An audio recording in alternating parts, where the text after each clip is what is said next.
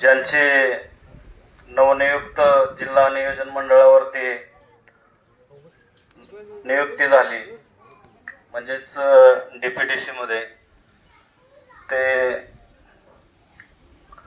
Republican party of इंडियाचे सांगली जिल्ह्याचे अध्यक्ष राजेंद्रजी खरात साहेब,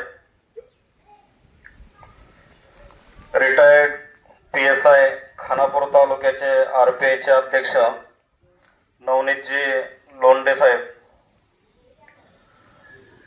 डॉक्टर तात्यासाहेब गायकवाड PhD प्राप्त प्लस उद्योजक,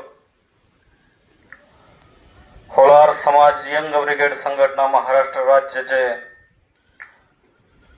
आक्रमक नेतृत्व, या संघटनेचे संस्थापक अध्यक्ष दादासाहेबजी पांडुरंग नामदास, घरणिकी ग्रामपंचायत सदस्य भीमराव कदम, RPIचे सचिव सचिन आयवळे, ज्यांची पाठीमागच्या आठवड्यामध्ये पश्चिम महाराष्ट्राच्या सांस्कृतिक विभागाच्या अध्यक्षपदी त्यांची आपण निवड केलेली आहे, ते Suraj Namdas, Republican party of India कलाकार संघटना सांगली जिल्ह्याचे अध्यक्ष, ज्यांचं मनोगत आपण सर्वांनी ध्यान देऊन ऐकलं, ते सुनीलजी तोरणे, महिला आघाडीच्या RPIच्या उपाध्यक्षा, त्यांच्याच सुविद्य पत्नी अश्विनीताई तोरणे, आमच्या सोबत आलेले माळशिरस तालुक्यामधून माळशिरस तालुका वैद्यकीय मदत कक्षाचे अध्यक्ष तथा तालुक्याचे संपर्क प्रमुख डॉक्टर राहुलजी केंगार सर, त्यांच्या सोबतच आलेले अकलूजहून दादासाहेबांच्या सोबत सतत सावलीप्रमाणे असणारे पैलवान युवराज भैया शिंदे, वेळ खूप झालेला आहे, थोडस वेळेचं भान ठेवून सर्वांचीच नावं घेणं शक्य नाही. घरणिकी ग्रामपंचायतच्या कार्यक्षेत्रातून आलेले सर्व ग्रामस्थ व महिला भगिनी वर्ग, आपल्या सर्वांचं सुरुवातीला स्वागत करतो.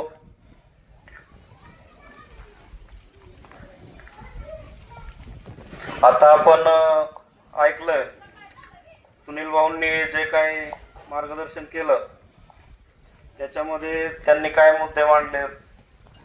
त्यांनी सुरुवातीला बाबासाहेबांच्या विचाराचा प्रभाव स्वतःवरती कसा पडला हे थोडक्यात त्यांना सांगायचं होतं. त्या पद्धतीनं त्यांनी आपल्या विचारातून थोडस व्यक्त झालेत. त्यांच्या माध्यमातून कोणाची गरजू लोकांची हॉस्पिटलची कामे असतील किंवा अनेक समस्यांवरती ते सध्या काम करत आहेत. त्यांनी बोलता बोलता एक संदेश दिला मित्रांनो, की पुढाऱ्यांच्या मागे न जाता आपला समाज भविष्यामध्ये कसा पुढे जाईल याकडे लक्ष देण्याची किंवा यासाठी आपण काम करण्याची गरज आहे. तर ह्या मताला मीही सहमत आहे. त्याचबरोबर त्यांनी अजून एक शब्द दिलाय मला म्हणण्यापेक्षा आमच्या होलार समाज यंग ब्रिगेड संघटनेला, की मी सदैव होलार समाज यंग ब्रिगेड संघटना महाराष्ट्र राज्य या संघटनेच्या सदैव सतत सोबत राहील. अरे आत्ता टाळ्या पाहिजेत की खऱ्या.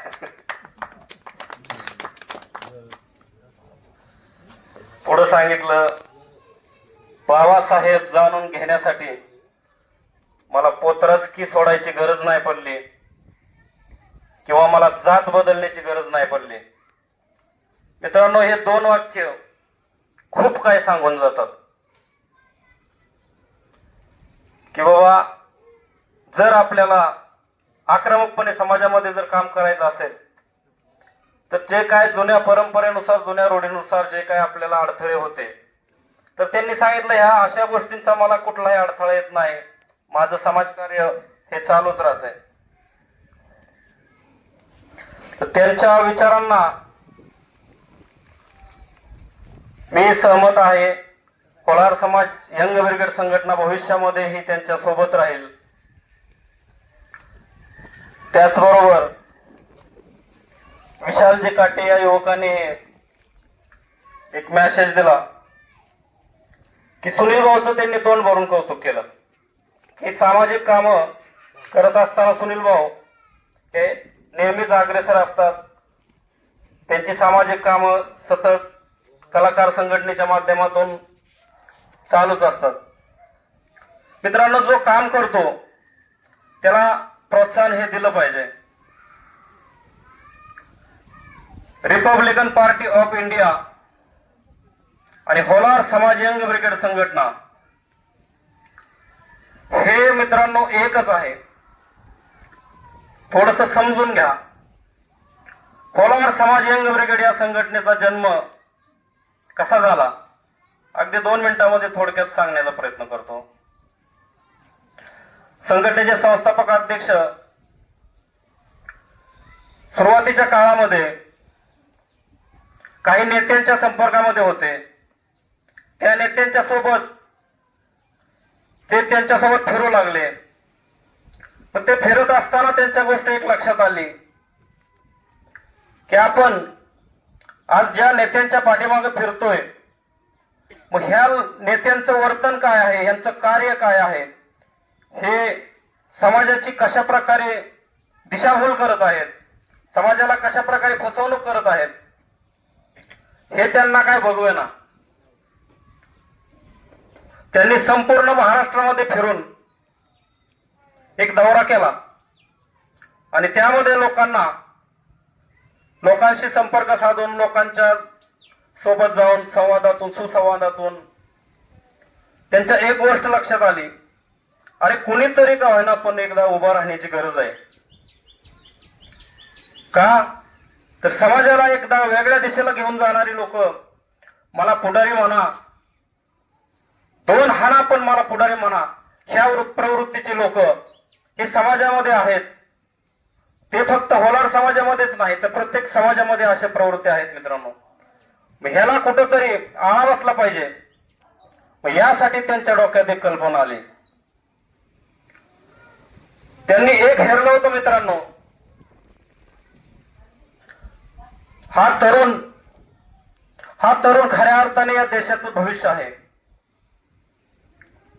मग चला, तरुणाला हाताशी धरून आपण एक वेगळं संघटन करावं.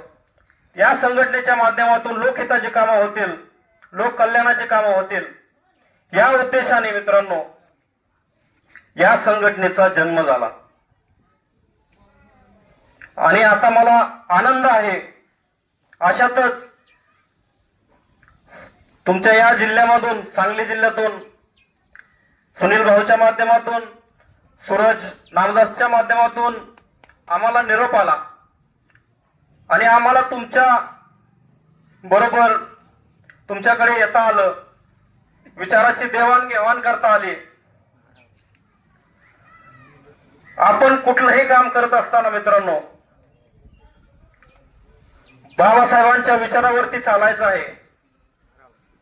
बाबासाहेबांची विचारधारा जोपर्यंत आपल्याला समजत नाही, बाबासाहेबांचे विचार आपल्याला जोपर्यंत कळणार नाही, तोपर्यंत अन्याय, अत्याचार असू द्या किंवा अजून काय घटना असू द्या, ह्याचं प्रमाण वाढतच जाणार. मग त्यासाठी काय करावं लागेल? सर्वांनी एकत्र येऊन, शेड्यूल कास्टच नाही, बघा रयतेचा राजा शिवाजी महाराज असं म्हटलं जातं. त्यांनी सर्व समावेशक लोकांना सोबत घेतलं. ते पण असं म्हणले नाहीत ह्या वेगळ्या ह्याचा तो वेगळ्या ह्याचा, किंवा कुठल्याही थोर महापुरुषांनी असं कधी कुठं वक्तव्य केलं नाही किंवा असं कुठं त्यांच्या ह्याच्यातून निदर्शनातून दिसलं नाही. मग आपल्याला करायचंय काय? त्याच विचारांवरती चालायचंय ना आपल्याला, वेगळं काहीच करायचं नाही ना. ज्या ज्या थोर महापुरुषांनी बहुजनांच्या हितासाठी बहुजनांच्या कल्याणासाठी जे कार्य केलं त्याच कार्याचा आपण अभ्यास करून भविष्यामध्ये आपल्यालाही त्यांच्याच विचारांवरती आपल्याला चालायचं आहे.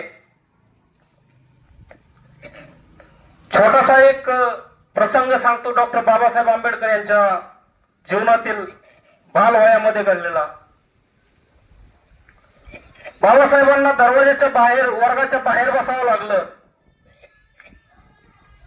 आणि बाकीचे जे मुलं आहेत ते आतमध्ये वर्गात बसायला लागले. पुढे गुरुवारी शिकवायला लागले, शिकवलं, सगळ्यांना समान शिकवलं, पण बाबासाहेबांना मात्र बाहेरून ते ऐकून घेऊन ते आत्मसात करावं लागलं. पुढे एक फळा असतो, फळा वर्गाच्या समोर